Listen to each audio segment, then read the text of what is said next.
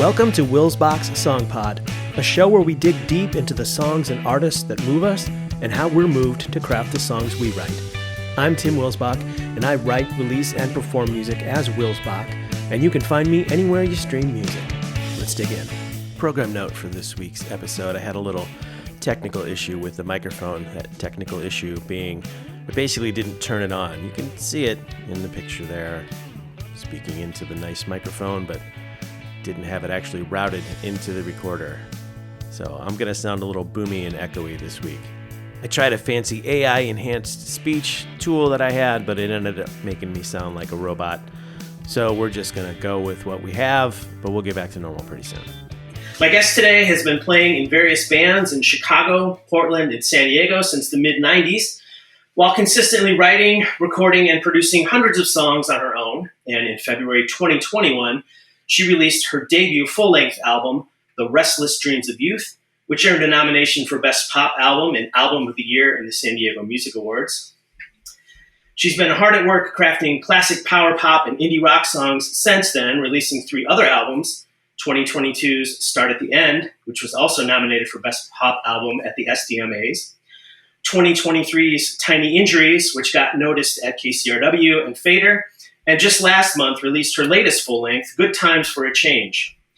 4 full-length albums in as many years. I'm not sure how she found the time to sit down for a chat with me, but welcome to Wils Bach Song Pod, Tamar Berk. Hi, how are you? I'm good. Yeah, this is a good time because since I just put an album out, I'm on the PR circuit. So, and my last album, I love that little bio you wrote. Thank you for doing that. And actually, the last album was reviewed in Cream magazine and Shindig in print, old school. Oh, wow. That's amazing. I know. I was just about in tears when I got that issue of Cream magazine. I love that magazine, and it's exciting that it's back in print. That's cool. That's very cool. I'm on that KCRW, 5 songs to hear every week. So that's a cool one to get on too. Oh, sure. that was super exciting. Yeah. So you, in your bio, in your website, you cite Chicago, Portland, San Diego in your bio, and I think on your Apple Music, there's a Q&A that says you're from Cleveland originally. Like where are you now? Where are you coming in from? I'm in Southern California. I'm in San Diego. I don't think the Midwest will ever leave me. I don't know why. I think when you grow up in the Midwest, there is just something that sticks. I think the West Coast works for me now. I like warm weather, and I don't think I could live in Chicago. I just came back from there. We could talk about that because I had a huge show there. Yeah. And September in Chicago is beautiful and made me feel like, oh God, this is such a cool place I miss it. Yeah, for and sure. then I was like, wait a minute, it gets like 30 degrees below zero with the wind chill in the winter. So yeah, no. But I feel good in San Diego. I'm not sure I'll be here for the long haul. I think life requires excitement and change, and I never want to get too. I know this sounds strange, but I am a person who likes comfort and likes routine, but at the same time, like when life gets too much that way, I feel like I need a change. So I could see doing something else somewhere else. We'll see. Yeah. Gotcha. All right. Yeah. This is the perfect time of year to be in Chicago. So I grew up in Griffith, Indiana, which is just across the Illinois-Indiana border. So Chicagoland, in quotes. Some people drove from Indiana to see the show. Yeah. Because we have a lot. My old band did 3 songs. My old 90s band, Starball, played 3 songs after my solo set, and Starball had a lot of fans in Chicago. So it was really cool to see some old friends. It was really cool. Like a homecoming for you almost. Yes, 100%. 100%. Very cool. So there's actually on your new record, there's some Chicago, you have a song called Chicago. Yes. You've got the song called Millennial Park. Yes. Which, and I don't know if this is intentional or otherwise, but the first chord of that song immediately puts me into a sonic place of like Disarm by Smashing Pumpkins. I mean, you get off it pretty quickly. You might have been the only person that noticed that. So, and well, you are a musician. So That song was written, the demo of that song was written a really long time ago. And it was Millennium Park before the Beans showed up in Chicago. And it was a true story about me and this dude, and it was kind of a momentum, emotional day for a lot of reasons. So I remember going home and writing that song. And there are times when I'm writing an album that I will go back to some demos. I mean, I have hundreds and thousands of like songs on these 4-track demos. And there was something about that song that I always said, one day I'm going to like produce this in the way that I want it to be, because it was kind of a weird song and very unlike other songs because it had a lot of shifts in vibe and melody. And I thought to myself, like, if I could produce this in sort of an orchestral way. And I kept thinking about Disarm because I love that song, Disarm. And I also love that he used timpani and cellos. And so it was a coincidence that it was also in G. Like I didn't write it at the time in G because of Disarm. But when I was putting it together in that sort of orchestrated way, I was like, if I strum that chord and then I listen to Disarm, I'm like, oh, it is G. Wow. And then the kind of beautiful coincidence that, Smashing Pumpkins is that Chicago band that I love. And that album is like so dear to me. And then me and Matt like working on the timpani and the cello and the viola. And when I produced that and I wrote all the cello and viola parts on synth and actually found a cello and viola player here, and then it just came together beautifully. And what was, I think I'm very extra proud of that song.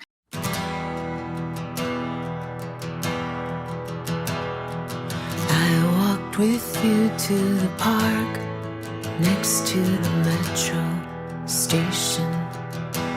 We sat on the ledge, smoking cigarettes, watching the men working. You took your shirt off, and the sun was hot and bright, and the sun was hot and bright, and the sun was hot and bright, and so was your face, and so was your face, and so was your face, so was your face. And then Thank you for noticing that, because I that was the inspiration. It was actually funny when I sent it to Matt and I was like, I really want this to sound like Disarm or be inspired by Disarm. And so, yeah, that's very cool. Yeah, Thank you. yeah, And very yes, cool. in Chicago, because we were sitting there, me and this guy. At the time, I was a waitress and worked downtown, and he worked at the restaurant too. And I was very obsessed with him for some reason, totally like bad guy kind of vibe, you know? And for some reason, obsessed with him. And we walked over to Millennium Park, and it was a hot as fuck summer day. It's just a bizarre moment that I'm really happy that I captured. I'm so grateful that I saved all those tapes Oh, yeah. because it is my life. It just as a diary is. I'm like, oh my God, I remember writing that, and that guy or that girl or that moment. And it's kind of a joy. It's very joyous and also like sad. Yikes. Some of the memories that come up, you're like, oh God, I remember that. Thank God I got through that one. You mentioned, a lot of those kind of stories that you're pulling from your life. So, as we kind of talked about before we started rolling, like basically the central question of this podcast that it tries to ask and answer is, how do you write a song? So, is that part of your process that you're pulling from, autobiographical? Yes, I don't tell stories. I appreciate songwriters who do that, but I can't. I don't feel authentic when I'm trying to tell a story writing song, like a tale. I can't. It feels inauthentic to me. So all of my songs are very much about my life. my experiences. Sometimes it's just a tiny moment that morphs into some sort of song that my subconscious wrote that I'm like, "Oh, fuck, do I really feel that way?" Um, and it's not always like Millennium Park where it was a specific moment and it was very specifically written, like, you know, sometimes it's just a, an event that sparks something. But they all are all autobiographical. All of my albums so far, and I've released 4 in 4 years, I'm not a singles person. I can't just put a song out in just, like, float out of the air and, like, just sits there. Like, it has to be within the confines of some sort of theme that I'm building in my head. It helps me be more focused on the lyrics and, like, what I'm actually trying to say it. Um, so in that sense, when I do find an old song on my 4-track demos, I'm really very specific, like, "This is not right for this album," or "This one really fits the theme." And then another thing about that is that I will sometimes revise lyrics. So for instance, "Chicago," that was discovered on a 4-track tape, also written back in the early '90s when I just moved to Chicago. I was very lonely, it was not a good time. And what happened is I popped this 4-track tape in and I heard this, like, really terrible recording of me just saying, "It feels okay to be going back home today, 'cause mom and dad, it's been a long day in Chicago." And then the rest of the song was, like, not great, just kinda like, the chorus was bad. Um, there were some other interesting ideas in some of the verses, but those 4 lines, I was like, "Dang. There's something there." And I do remember the deep, deep loneliness I was feeling. And also that theme of when you leave home the first time and then you wanna go, quote, "back home," even though you sort of created your new apartment and your new home or whatever the hell you're doing. You wanna go home and feel that warm hug and that safety, but you go home and it just feels weird, and it doesn't feel right anymore, and you feel so disjointed, and you can't wait to go back. But, you know, that was that story. I drove back home from Chicago to Ohio, thought I would get some sort of hugs and kisses or comfort, and it was weird. It was just like, "What am I doing here? I don't live here anymore." And it wasn't the home that I wanted, it wasn't the feeling I wanted, and so there was more to that, and I was like, "I wanna release this, I wanna do something to the song." I worked on that song a lot, lyrically, production-wise, and I love the way it turned out with the mandolin and everything, but but that's an interesting story because that was based on just 4 lines from an old demo, but then became a new song. It seems okay to be going back home today. 'Cause mom and dad, it's been a long day in Chicago. And it feels so strange to be wanting to see that place again. But still I'm driving 65 back to Ohio. 'Cause when you're growing up, well, I suppose it's just something that you do. And you might get lucky, but you never know. At 22.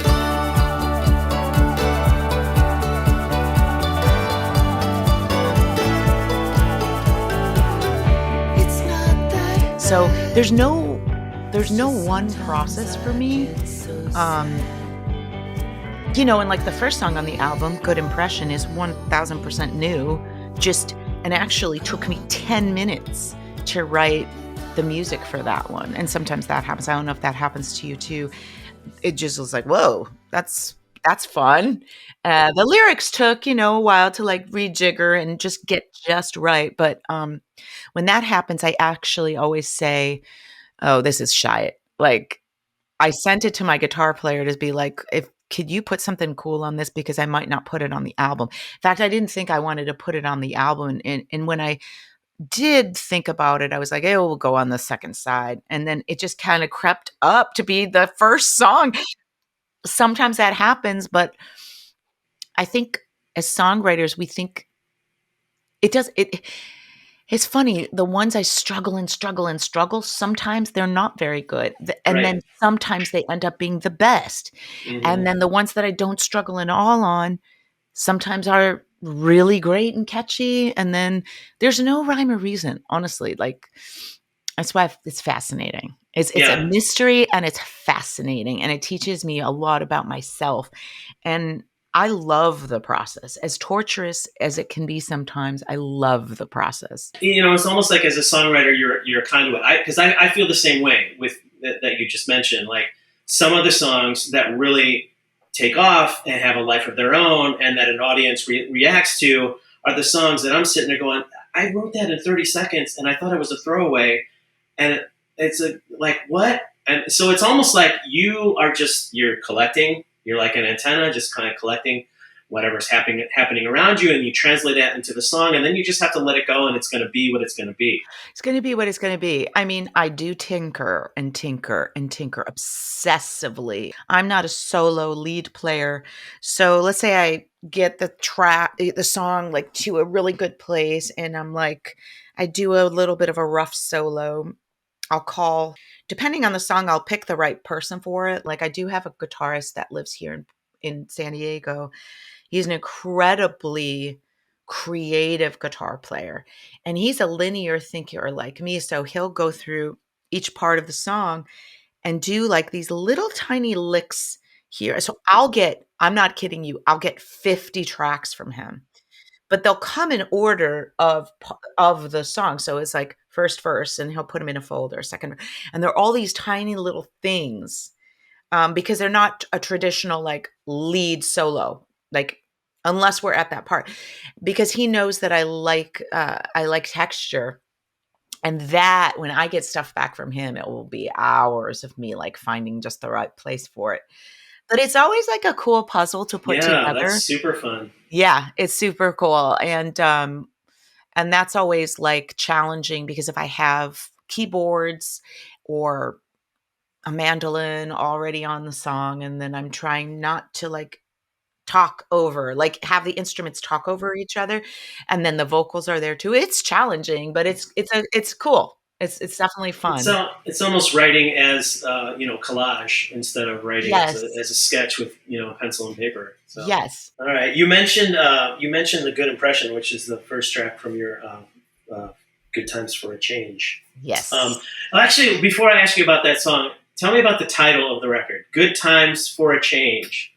Yeah. So is that someone is having good times for a change, or you would like some good time? I don't know. Whatever you want to bring to it. But yeah. I don't. Right. But if you're not a Morrissey fan or Smiths fan, then you wouldn't know this. So that's okay. I forgive you. I'm a huge Smiths/Morrissey fan.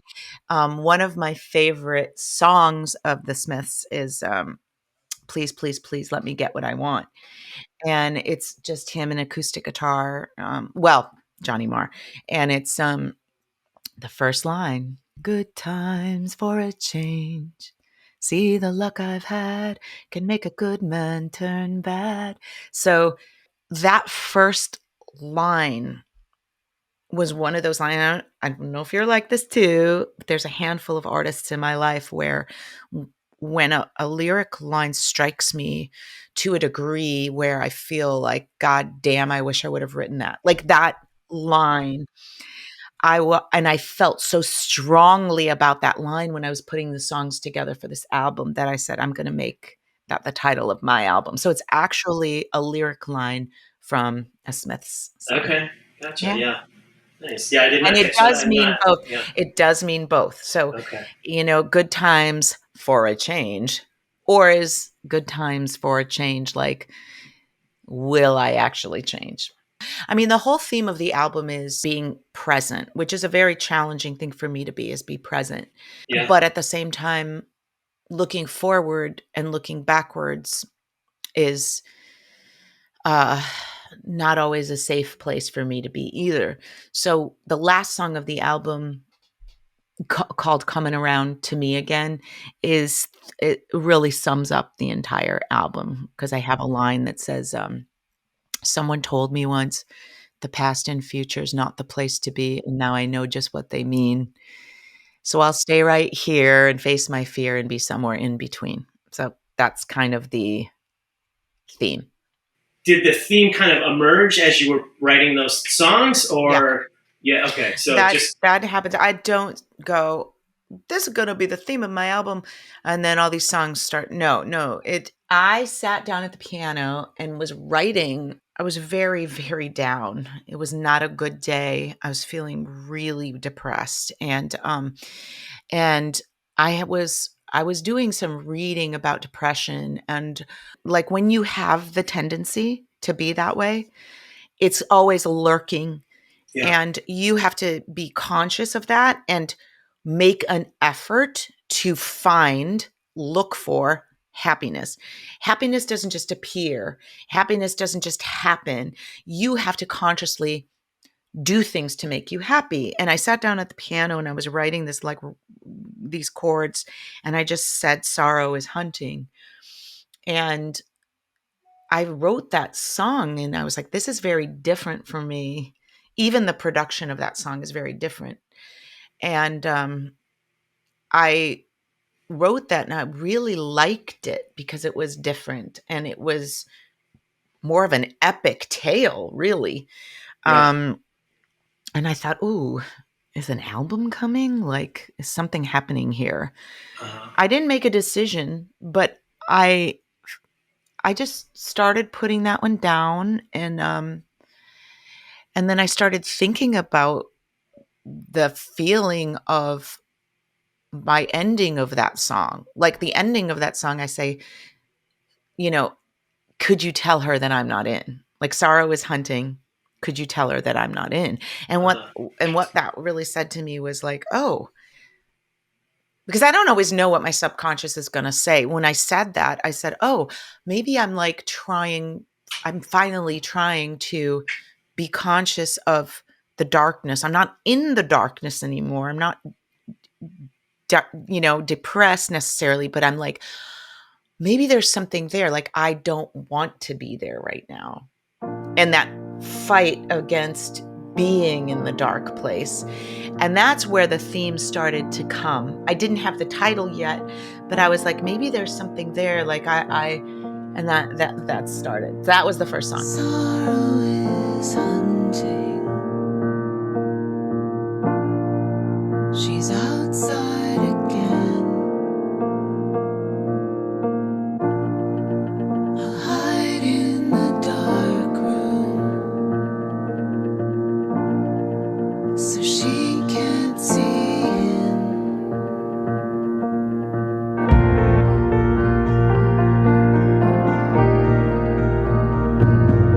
Go out wherever you are. She's wearing my nightgown, the one I thought that I lost. She might knock the door down. She doesn't care what it costs.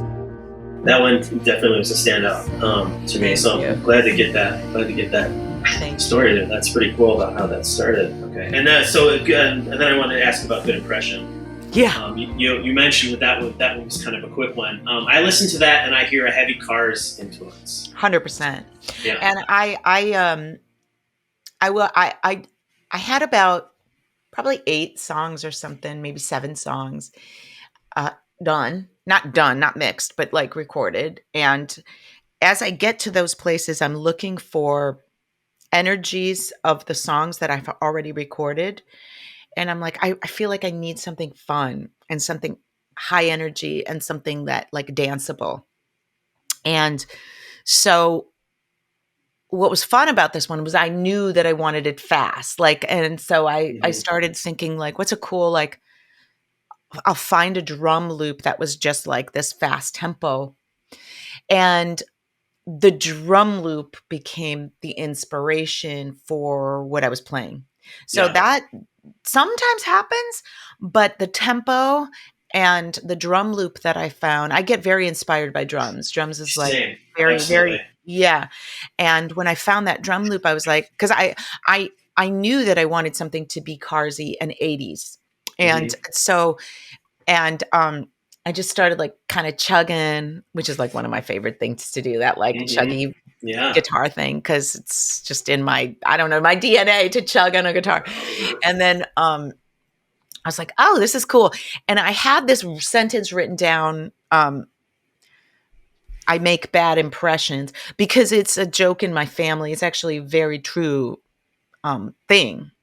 I don't give good first impressions. I mean, that's kind of people who first meet me or job interviews, things like that. It just doesn't work out for me. We kind of joke about it in the family. And so it was kind of I was like, I like that theme as a fun song, because I'm not going to get all sad about it. Like, you can't get sad about that shit. You have to laugh at it. Because we were laughing in my family about it. We were just like, people just don't like you right away, Tamar. It's like, or they're just like, too much, or whatever they think. So I thought it'd be funny to like make a fun song about that kind of truth, because it is a truism. And I wanted to make fun of myself a little bit too, because it's like, and then at the end, I wanted to make myself feel better. So I was just like, I don't fucking care. Yeah. Right. Like, why am I even here? Basically, is the lyrics. Yeah. Right. And then when Chris Marsteller, my guitar player, put his fantastic leads on there, the song just came together. When he sent his shit back, I was like, fuck yes, that's great. Yeah, and that's when it started like moving up in the list of songs on the album.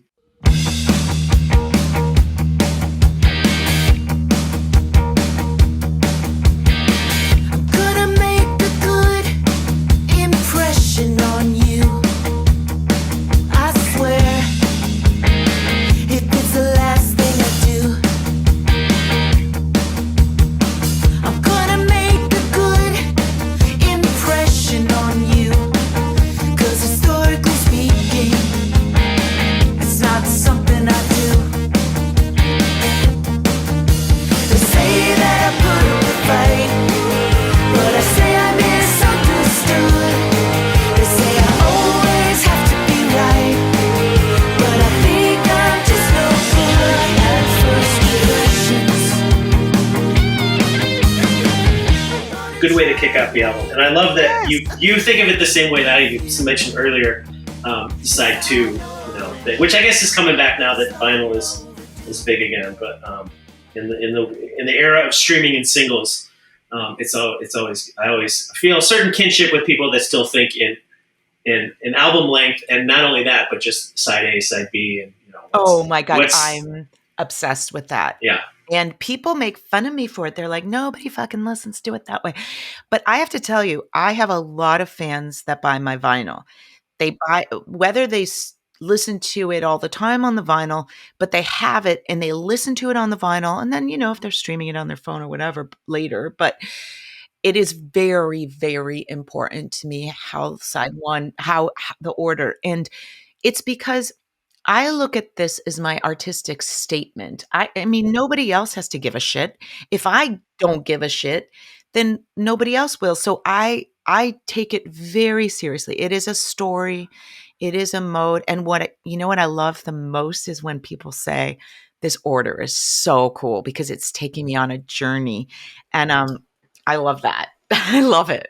And you and I are, I grew up with an older sister who was bringing home Kiss and Alice Cooper albums and Bruce Springsteen albums and Elton John albums and being like, what is this magic?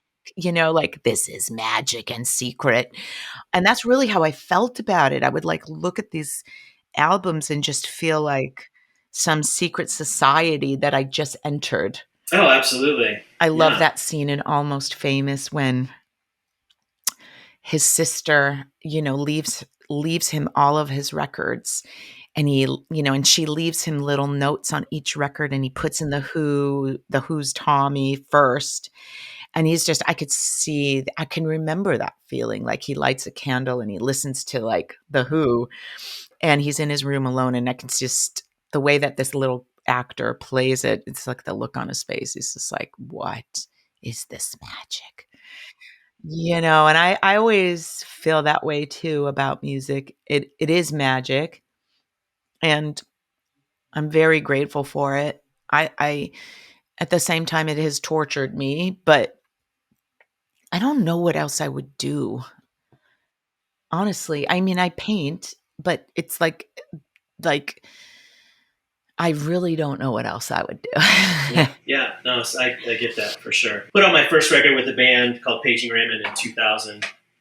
We put out 2 records, and then I did another after that one dissolved. And there was another band in 2007, and that was what I lived in the Midwest back then, and moved to LA, and had a couple kids, and was kind of away from music for about a decade, and just I couldn't. I'm like you, I kept writing that whole time, and I had this backlog of songs. But yeah, there wasn't an audience to speak of when I put out that first solo record. But I'm like you, I'm like I have to do it. I can't stop. It's in there, and it's got to get out. And even if 3 people listen, that's enough. Yeah. A similar story. So I started that first band. I was in a lot of bands in Chicago. When we moved to Portland, when a musician starts over in a new town, it's really depressing. And I was like, I don't fucking know anybody in Portland. This is going to blow. I'm just going to sit and start writing and collecting songs. But what I did do was I answered a Craigslist ad to just join a band. I was like, maybe I'll just play keyboards in a band. And that way I don't need to try to be the leader of a band anymore, but I can try a new experience. And I liked not having the pressure of being a songwriter, because I was still writing like you, like writing and collecting. So for 10 years in Portland, I was a keyboard backup singer in lots and lots of bands. What that afforded me was time to write a lot of my own songs, but also time to meet a lot of great musicians and to listen to a lot of different kinds of music. And then moved here once again, had to start over. And I was like, I can't do this anymore. Like, I just have this great community of musicians and wonderful people in Portland, and now I have to start again. And what happened was the pandemic, and it was like the world was telling me, this is the time, Tamar. Because what else are you going to fucking do? And I know that happened to a lot of musicians, but like it was really lined up for me to do that because I had so many songs just burning, and I had no expectations like at all, because I didn't understand at that point. I was on Facebook, I was on Instagram, but I didn't understand. And TikTok was just new. It hadn't really even taken off. So I was just like, how are people even gonna, and Spotify was kind of new. So I didn't even know how to be in the world of music. So when I put that first record out, I learned a ton. Yeah. So but yeah, and it's something though. You've four albums in as many years. My brain is already thinking about another one. I know of you through Gio. Yes. I asked Gio, I said, what should I ask Tamar? What do you know about Tamar that I should ask her? And curious. So he said, he mentioned your discipline. She's released 4 albums in the last 4 years, and all of them are solid. What's her secret? Because it's not just the songwriting side. She's her own management, company, and label. She is a fucking force. There's no secret. I'm on the internet all day long. And also, I believe in myself. Yeah, that's key. And it is. And I like listening to my songs. Like, I love my songs. And I know that there are people out there that will like them too. Like, and it's my job to like get it out there because I can't tell you how many times it's like, oh, you did this Instagram post and I discovered the song and found you. And there's a lot of that. There's a lot of people like, where have you been? What the heck? Like, I love these songs or they're super catchy. I love this 90s vibe. I love your guitar, you know, and I kind of look at it like that, like it's my job to get myself out there. And I'm sure people unfollow. Might be sick of my posts at some point. They can unfollow. It's fine. But like then I'll get 5 more followers. So I look at it like you constantly have to be writing and putting things out. Like, you know, you whether you're on your own like I am, I can't wait 3 years to put something out. It is almost more important in my position as a true independent artist to put more stuff out more often because I don't have a machine behind me like, you know, Geffen or Capital to like put hundreds and thousands of dollars to promote something 3 years from now and start this machine going. Like I have to, and every year that I've put an album out, they've sold faster. There are more listeners. Like it is exponentially like growing, but boy, it's so much. Yeah, it's work. nonstop, right? It's a lot of work. It's nonstop. But the thing is, I don't feel like, yes, I get tired of it, but I also like, I love my own songs, and I should because I wrote them, and I'm like my own fan, so I feel like I believe in my product. It's like anybody start a business. You know, you start whatever, a hair clip business. You better fucking believe in that business and you better push that business because it's your business. And I do look at it like that. I also look at it as relationships because like anybody who buys my music and is a fan of mine knows that I will email them and I will DM them and I'll talk to them or sometimes text them or sometimes like I'm not like a person that just or thank them if they buy my album. I'm like on Bandcamp, like personal message to them.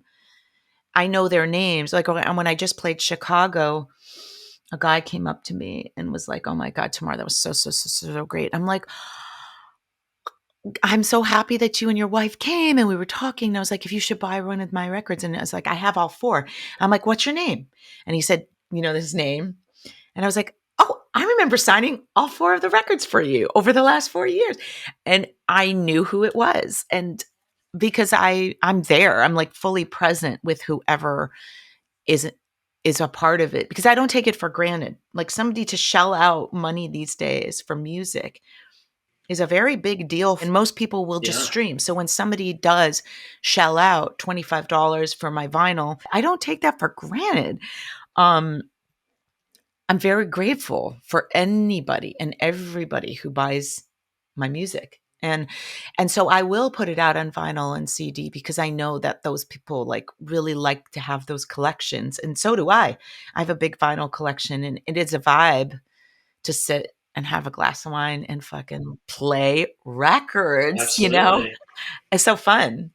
You know, and I also love the art, the process of making the artwork and thinking about the artwork and creating it and designing it. I'm just very like into the whole thing. Yeah, so you're in it every day with you know the marketing of it and being on Instagram. You're also clearly, I'm assuming this, but and you'll tell me, but I'm assuming you're probably writing every day as well. So usually 2 or 3 months after the release of a record, I'm cooking. My brain is cooking. And I kind of call it that because what I do is I walk every day about 3 to 4 miles. And while I'm walking, I have my little phone out and I'm writing little things that pop into my head or little melodies or thoughts, or I'm listening to podcasts and things come into my brain about truisms or emotions, or sometimes I listen to music and I'm like, oh, I want to write a song at that tempo, or oh, I want to start a song with organ. You know, like things will pop into my head, and so I'm in the cooking phase right now. And then once I'm in the writing phase, every day I'll wake up and I'm in the studio. Yeah. So, and then I do other things to make quote unquote money. And that just is teaching and tutoring and voice lessons and stuff like that, selling my art. It's a lot of hustling. Hustling is the word, I would for say. Sure. Yeah. I'm like you. I've got pages of 13, 12, 30-second files on my voice notes. The most recent one, from a run on Saturday, I've got like 3 different of them. I'm like out of breath, and we're very similar. I kind of love this, Tim. We're very similar in that way. Those are the only times when I'm doing my walk that I'm fully like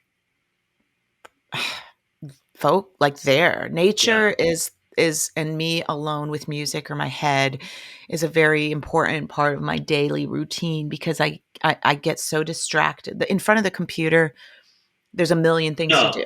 So distracting. Yeah. So distracting. And yet gotta do it. But that is just that time of just pure like moments with your brain, your own thoughts. And it's harder and harder to find. My kid is finally moved out and on their own and in school. And doing great. And so that, like, this is a great time to just be present with my thoughts. I don't have to be a mom anymore in the same way. Right. So that's nice. It's also sad, but it's nice. Yeah, we're approaching that. We have a 15-year-old, so we're not quite there yet, but we're. Oh, that's a tough one. Good luck. Yeah, we're gearing up for that. Yes. Time. Yes. Oh my gosh.